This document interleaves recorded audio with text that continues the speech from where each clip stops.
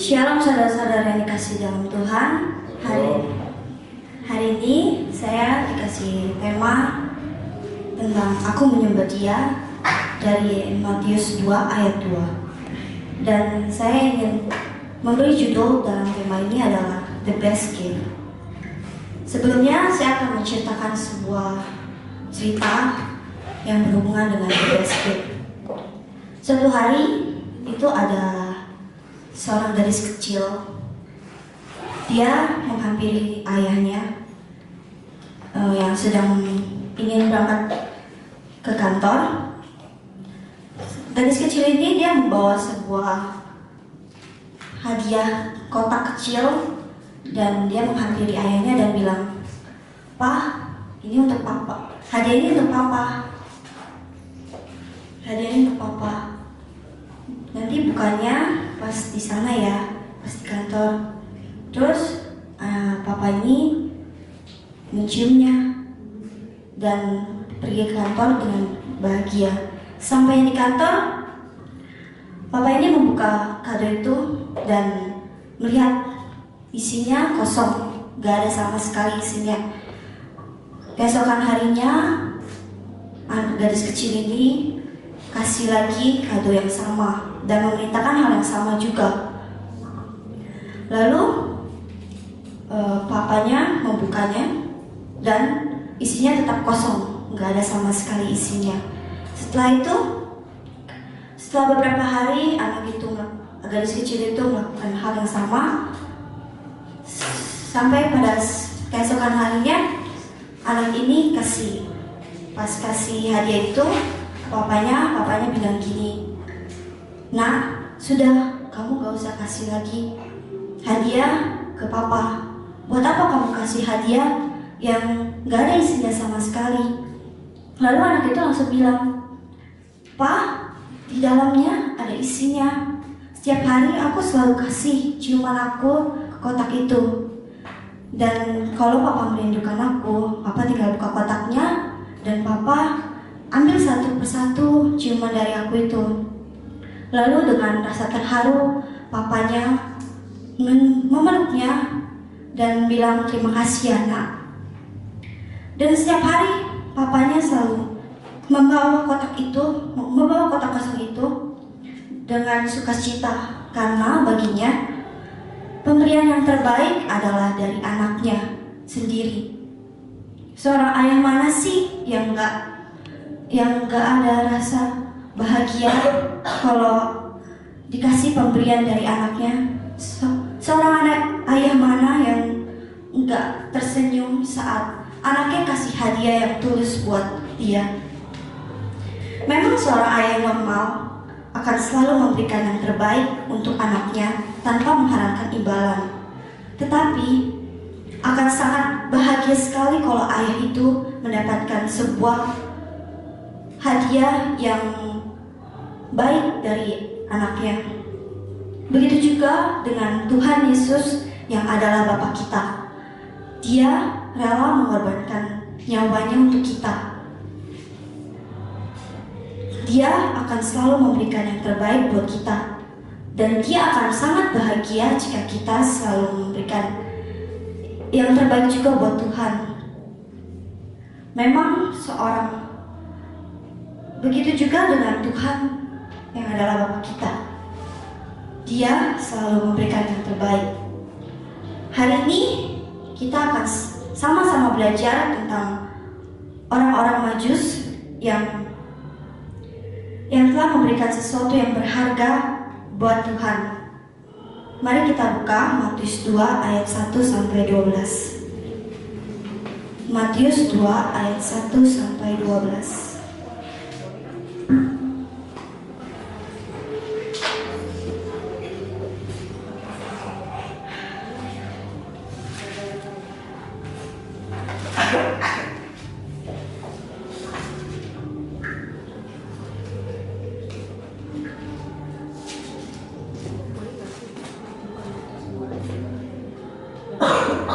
Kalau sudah ketemu, saya akan bacakan perikop ini. Orang-orang Majus dari timur. Sesudah Yesus dilahirkan di Bethlehem di tanah Yudea, pada zaman Herodes, datanglah orang-orang Majus dari timur ke Yerusalem dan bertanya-tanya, "Di manakah dia, raja orang Yahudi yang baru dilahirkan itu? Kami telah melihat bintangnya di timur dan kami datang untuk menyembah dia." Ketika Raja Herodes mendengar hal itu, terkejutlah ia beserta seluruh Yerusalem. Maka dikumpulkannya semua imam, kepala, dan ahli Taurat bangsa Yahudi. Lalu dimintanya keterangan dari mereka, di mana Mesias akan dilahirkan. Mereka berkata kepadanya, "Di Betlehem di tanah Yudea, karena demikianlah ada tertulis dalam kitab Nabi. Dan engkau Betlehem, tanah Yehuda, engkau sekali-kali bukanlah yang terbaik di antara mereka yang memerintah di Yehuda. Karena daripada mula akan bangkit seorang pemimpin yang akan mengembalakan umat ke Israel." Lalu dengan diam-diam Herodes memanggil orang-orang Majus itu dan dengan teliti bertanya kepada mereka, "Bila mana bintang itu nampak?" Kemudian ia menyuruh mereka ke Betlehem. Katanya, "Pergi dan selidikilah dengan keseksama hal-hal mengenai anak itu, dan segera sesudah kamu menemukan dia, kabarkanlah kepadaku supaya aku pun datang menyembah dia." Setelah mendengar kata-kata raja itu, berangkatlah mereka, dan lihatlah bintang yang mereka lihat di timur itu mendahului mereka hingga tiba dan berhenti di atas tempat di mana anak itu berada. Ketika mereka melihat bintang itu, sangat bersukacitalah mereka. Maka masuklah mereka dalam rumah itu dan melihat anak itu bersama Maria, ibunya. Lalu sujudlah menyembah dia. Mereka pun membuka tempat besar harta bendanya dan mempersembahkan persembahan kepadanya, yaitu emas, kemenyan, dan mur. Dan karena diperingatkan dalam mimpi supaya jangan kembali kepada Herodes, maka pulanglah mereka ke negeri yang melalui jalan ini. Ada dua hal yang dapat kita pelajari tentang pemberian yang terbaik. Yang pertama adalah pemberian yang terbaik adalah pemberian yang menuntut kerelaan untuk mengorbankan diri. Sebuah pemberian dari seseorang akan sangat manis dan indah jika kita mengetahui seberapa jauh pengorbanan yang diberikan untuk sebuah pemberian itu. Semakin banyak orang berkorban untuk memberikan sesuatu, semakin kita tahu pemberian sesuatu yang berharga karena pengorbanannya. Orang-orang Majus dalam ayat ini juga sudah memberikan sesuatu yang berharga. Kita nggak perlu menduga-duga ada berapa orang yang memberikan persembahan itu. Ada yang mengatakan bahwa ada 3 orang Majus berdasarkan persembahannya. Yang pertama, emas. Itu dilambangkan sebagai Yesus yang akan menjadi Raja Agung. Dan yang kedua adalah kemenyan. Yesus yang dilambangkan sebagai Yesus akan menjadi iman yang agung. Dan yang ketiga adalah mur, yaitu Yesus yang telah akan mati untuk menebus dosa manusia. Orang-orang Majus ini merupakan sebuah kelompok orang-orang bijak yang bisa membaca tanda-tanda lewat bintang. Seperti yang tadi di ayat 2 dikatakan, "Di manakah dia, orang Yahudi yang baru dilahirkan itu? Kami telah melihat bintangnya di timur dan kami datang untuk menyembah dia." Sekali lagi orang Majus ini datang untuk menyembah dia. Kemudian mereka adalah orang Persia. Mereka nggak pernah dengar sebelumnya bahwa ada seorang Mesias yang lahir di Bethlehem. Mereka nggak pernah mendapat nubuatan apapun dari para nabi. Orang-orang Majus ini hanya tahu bahwa ada seorang raja yang akan lahir ke dunia, yang akan berkuasa dan membawa perubahan melalui tanda sebuah bintang. Tapi walaupun orang Majus ini nggak pernah mendengar nubuatan, mereka rela meninggalkan istana mereka untuk mencari Yesus yang mereka anggap sebagai raja. Jarak dari Persia ke Bethlehem itu cukup jauh, kira-kira bisa sampai ratusan bahkan ribuan kilometer. Mereka rela meninggalkan dan mengorbankan segala sesuatu agar mereka dapat berjumpa raja atas segala raja.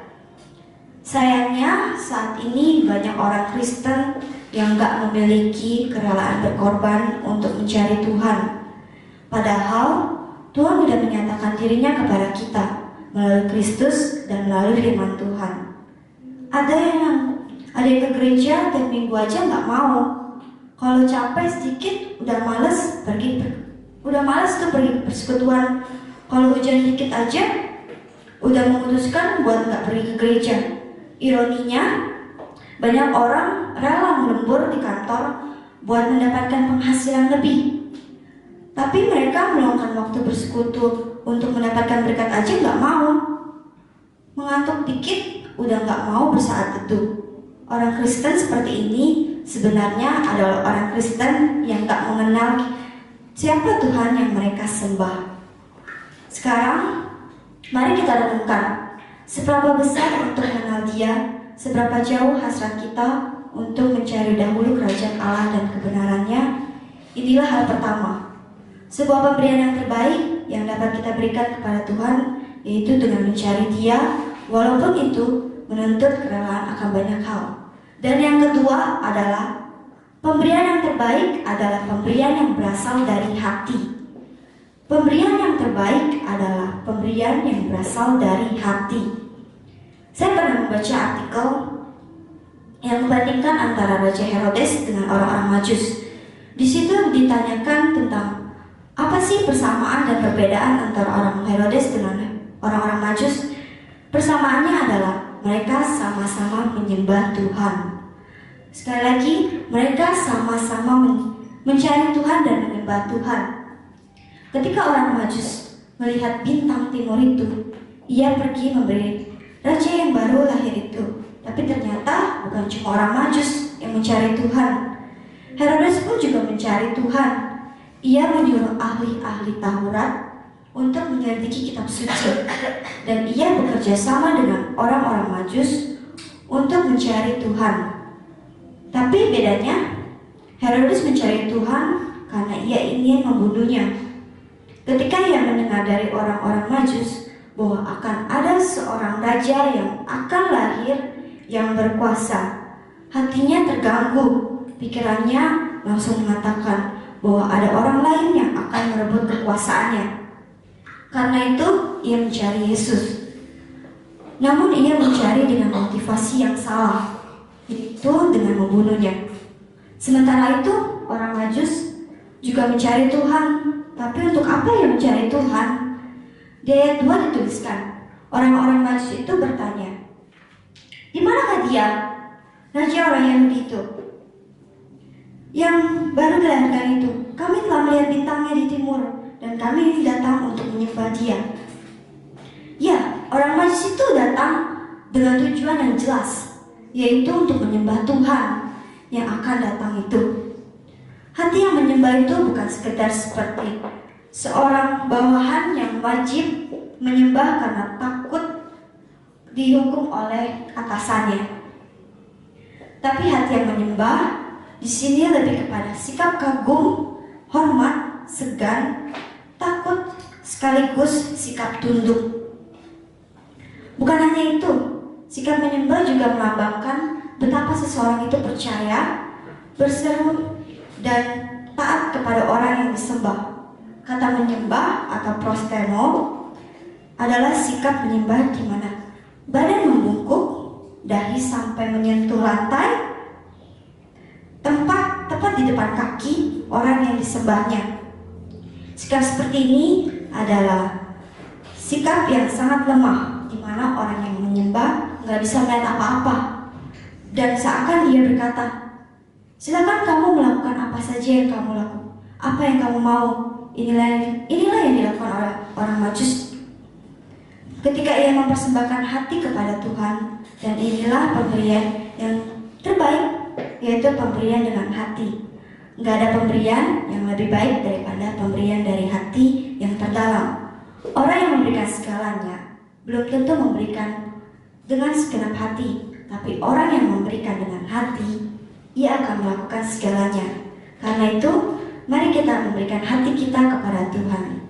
Sekian khotbah saya ucapkan terima kasih.